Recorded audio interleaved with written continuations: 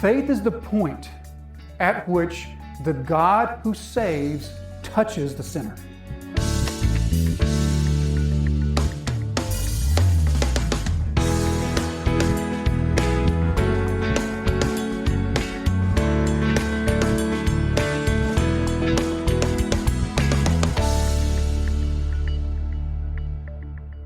So in beginning the section, we see here Paul is repeating his thought from verse 5, "For by grace you have been saved," and he adds, "through faith." We noted a few verses ago, back in verse 5, that Paul broke his train of thought in order to skip ahead, so to speak, to this phrase, "by grace you have been saved." It's almost as though he couldn't wait to get to that part of what he had to say, that this grace that saved you, this grace of the Lord, this is the grace that has saved you. But now he returns to this, "For by grace you have been saved through faith. And this is not your own doing, it is the gift of God." And so in returning to this and turning his attention to it twice, really almost with the exact same words, he just adds "through faith" at the end here, we must ask the question, why is it that Paul felt the need to return to this, to be so attentive to this reality of salvation by grace? And I think there's two reasons that sort of pop out for us. One is the difficulty of the reality, the difficulty of the truth. This is a counterintuitive truth to humans. The truth of salvation by grace alone. It is something that easily fits into that phrase, that sentence, and easily goes into the back of our mind. But if we bring it to the front of our mind and the forefront of our soul, and we sort of put a spotlight on it, it is really a truth that goes counterintuitive to all that we know as humans. So there's the difficulty of the reality. He wants the Ephesians to be certain that they hear him loud and clear about the grace that has saved them. But secondly, the importance of this reality, I think, is probably unsurpassed, especially in the letter. If we don't get this, then we may as well close the book of Ephesians. If we don't get this, we may as well close our Bibles. Because if we don't get that we are saved by grace and grace alone, then nothing else that Paul has to say in the rest of Ephesians, nor in any of his other letters, is really going to either ring home or even make sense to us, aside from "by grace you have been saved through faith." So it's to that we turn this morning. And so we'll spend just a few quick moments and just sort of look at some nuts and bolts of the words. And we'll look at grace and we'll look at a couple things. And then we're going to make a beeline to what is the central focal point of the section, and that is the focal point of faith. By grace, you have been saved. So the first thing that we see there is this "have been." It's a perfect passive participle, which basically means that it's describing an action that is completed in the past that has continuing ramifications into the present. For example, you might say something like, "You have been educated." And what that means is that there was an education that took place in the past, but that education is continuing to have ramifications for you into the present. You have been educated. The education's done, but it continues to have effect. In a similar way, "you have been saved" speaks of an action that was completed in the past with continuing ramifications, continuing effects, continuing consequences into the present and into the future. You have been saved. So this speaks to us of the nature of salvation as it comes to us in the Scriptures, past, present, and future. The New Testament will speak to us very plainly about a salvation that is a past tense salvation, a salvation that is a present tense salvation, and a salvation that's a future tense salvation. The Scriptures will say, as it says here, "you have been saved." It will also say, "you are being saved." It will also say, "you will be saved." So there's a past, present, and future. That speaks to us of the nature of our salvation. In the past, the penalty of sin was removed for us. That's the past tense of saved. You have been saved. The penalty of the sin in which you live and which you have committed has been removed. The present tense of salvation means that the continuing power of sin is being removed. The penalty has been removed, but the power that sin holds over you is continuing to be removed. You are becoming more alive to God and more dead to sin. That's the present tense of "you are being saved." The future tense of "you will be saved" speaks to us of a final day in which the presence of sin is removed from us. That's called glorification. That's the day in which the last remaining sin is completely taken from us as we rise again to see Jesus as He is, and seeing Him as He is, we will become like Him.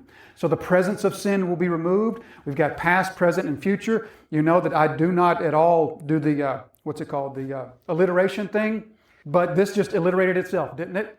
The penalty of sin, the power of sin, the presence of sin. That did it on its own. The three P's there, the power and the penalty. The power is being removed, the penalty has been removed, and the presence itself will be removed. That's the past, present, and future.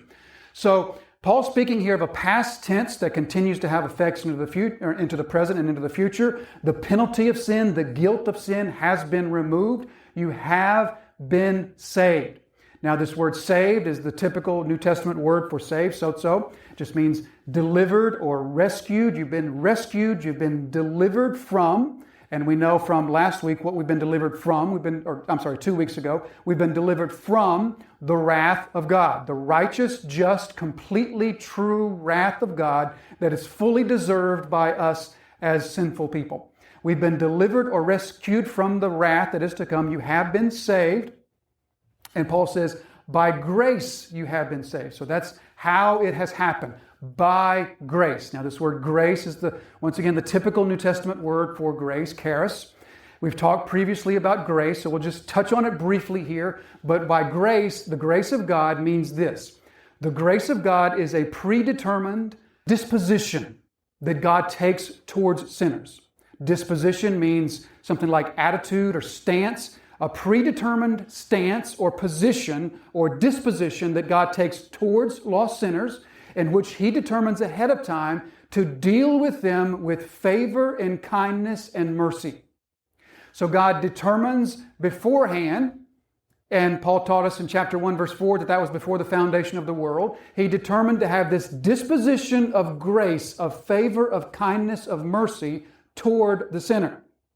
Now, this disposition of favor causes Him to deal with favor or with kindness or with mercy toward sinners. Now, we know the concept of dealing with favor, of having favor towards something or favor towards a person. We know that it just means a preference towards or a special kindness towards, a dealing with favor.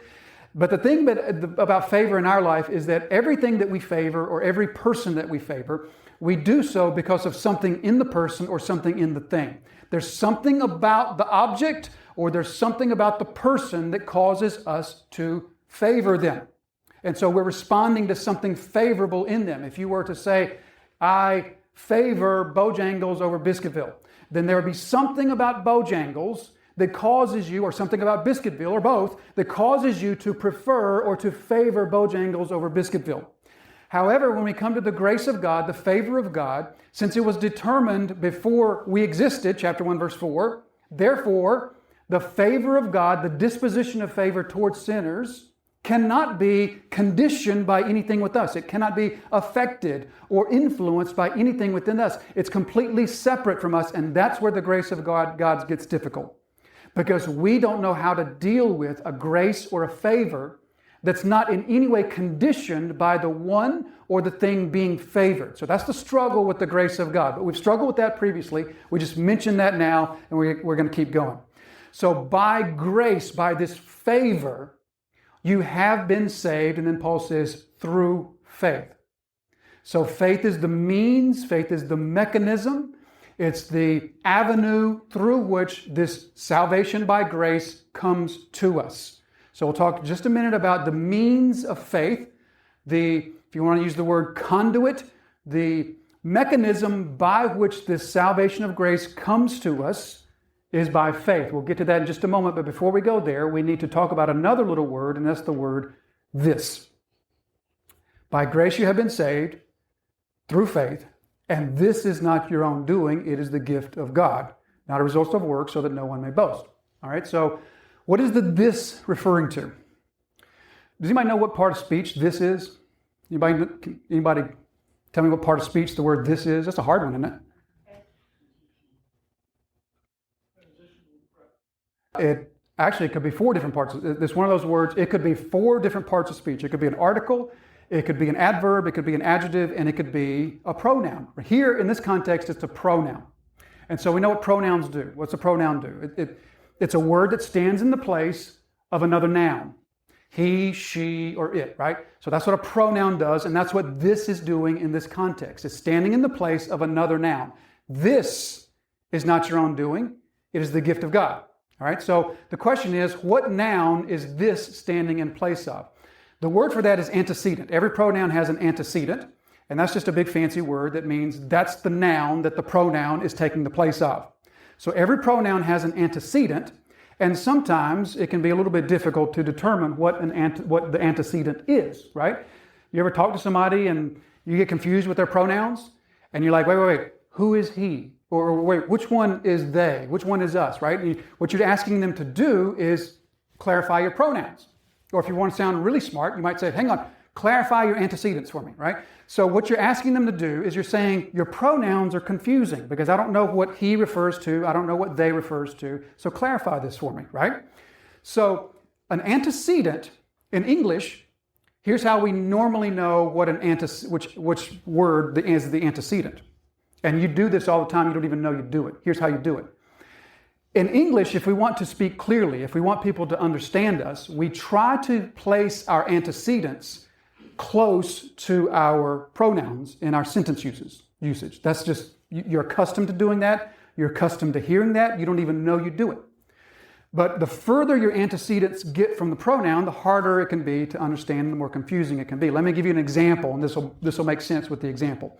Here's the example. The dog ate all of the food because it was good. What was good? The dog or the food? What was good was it. The question is, what is it? The dog ate all the food because it was good. So how many people would say that the food is good?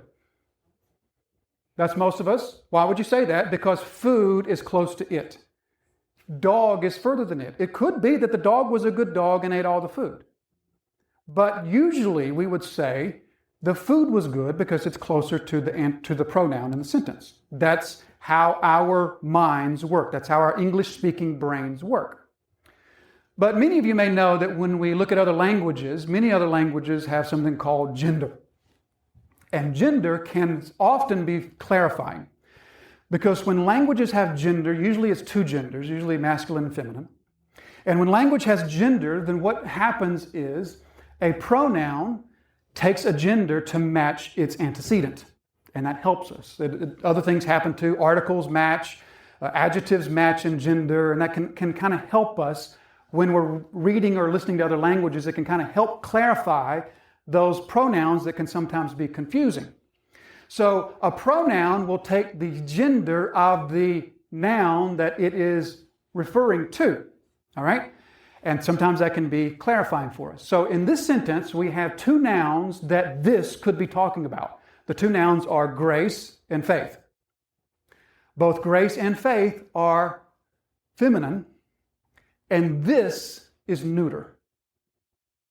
Neuter is the third gender in the Greek language, which just like neutering your cat. It's neither male nor female, neither masculine nor feminine.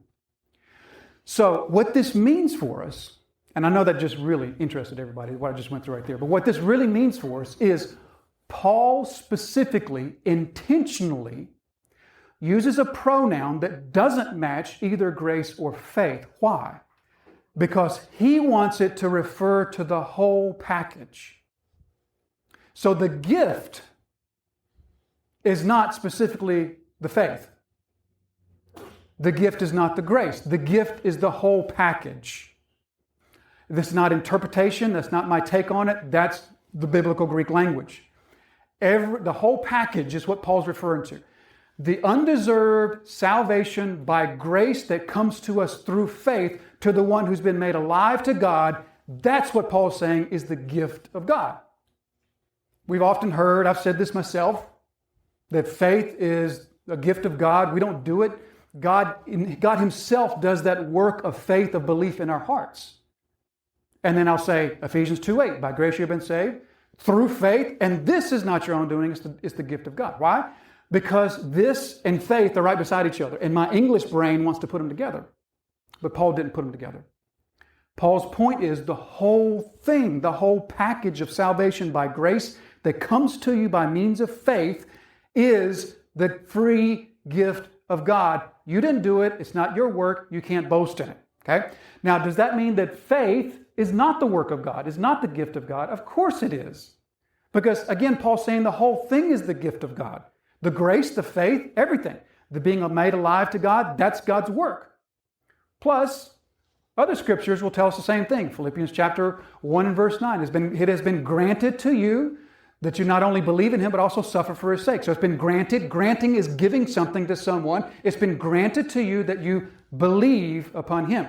Or 2 Peter 1 and verse 1, you have obtained faith unto salvation. Obtaining is meaning something is being given to you. Okay? So faith is a gift of God, but let's be clear, Paul's talking about more than that here. He's talking about the whole package, the entire salvation package that comes to you by means of faith, that is the working of grace that makes your heart alive to God and dead to sin. And you change your preference from eternal things to heavenly things, from anti-God to pro-God, and you see Him as beautiful and glorious and desirable and loving and compassionate and merciful, and your heart is drawn to Him and you're compelled to trust Him. All of that is the gift of God that Paul says is not your work, it is His work, and so therefore the boasting is in Him, not you. Okay?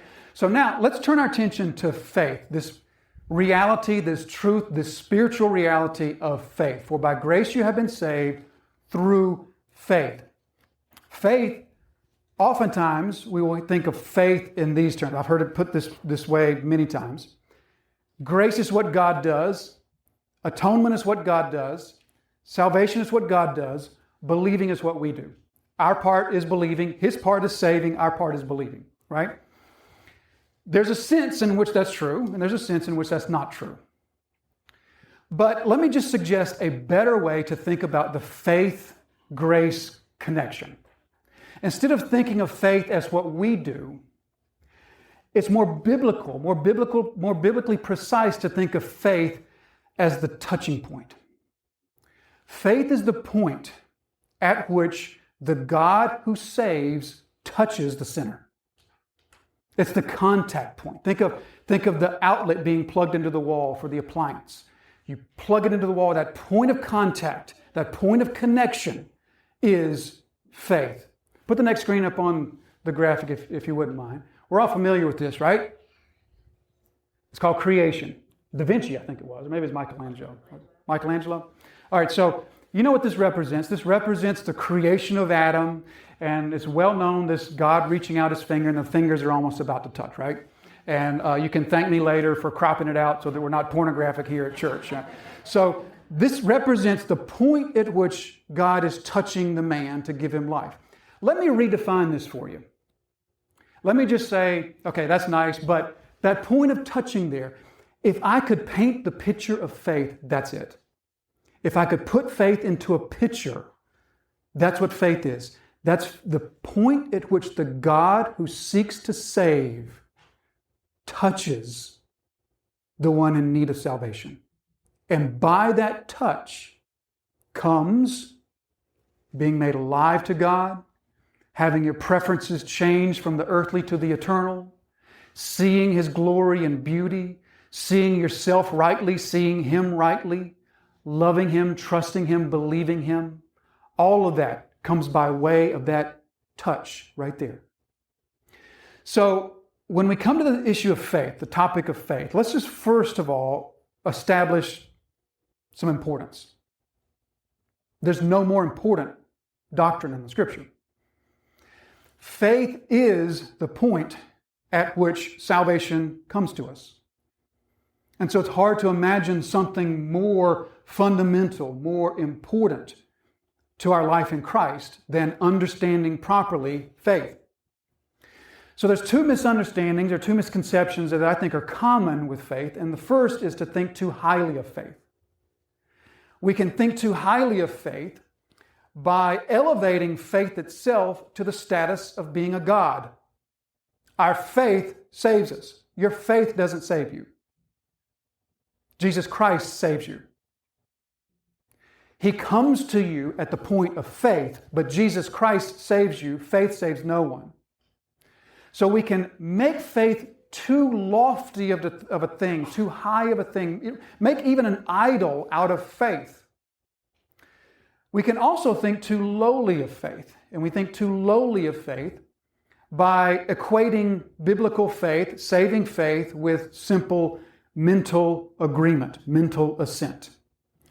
I believe the scriptures are true. I believe Jesus was the Son of God. I believe He died for my sins and rose again. Therefore, I'm saved. Maybe, maybe not.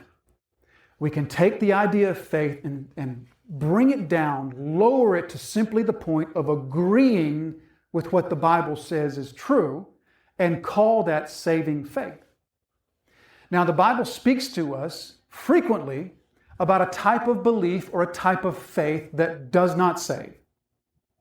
We know what James has to say about the demons and how they believe.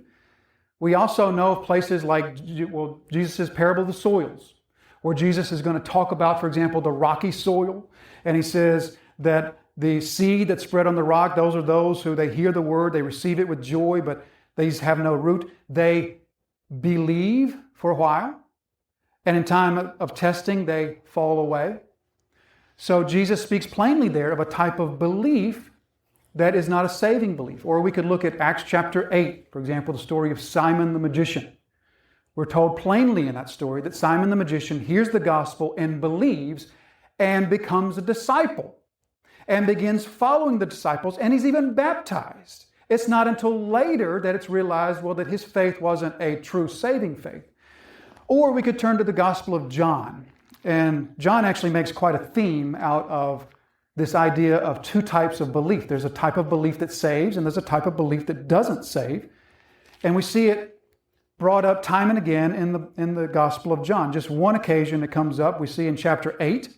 And He who sent me is with me. He has not left me alone. I always do the things that are pleasing to Him. And He was saying these things, and as He was saying these things, many believed in Him. The very next sentence, so Jesus said to the Jews who had believed in Him, and then there's going to come this discourse. If you abide in me and my word abides, and you abide in my word, you're truly my disciple, and you will know the truth, and the truth will set you free. But then it begins, they answered Him, we're the offspring of Abraham. We've never been enslaved to anyone. How is it that you say that we will be free? Jesus answered them, truly I say to you. And from that point on is this contentious argument between Jesus and unbelieving people. The same people that John just described as the Jews who believed in Him.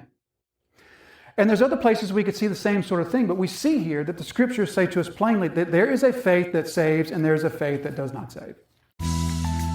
Thank you for listening to today's episode of Truth That Transforms with pastor and Bible teacher Jason Wilkerson. Truth That Transforms is the daily teaching broadcast of Disciples Fellowship Church. We invite you to visit our website, where you will find more resources to help in your journey of discipleship. You can find us at www.disciplesfellowshipnc.com or connect with our Facebook page at Facebook/DisciplesFellowshipNC. Truth That Transforms exists to glorify Jesus Christ through the teaching of His sanctifying and disciple-making Word.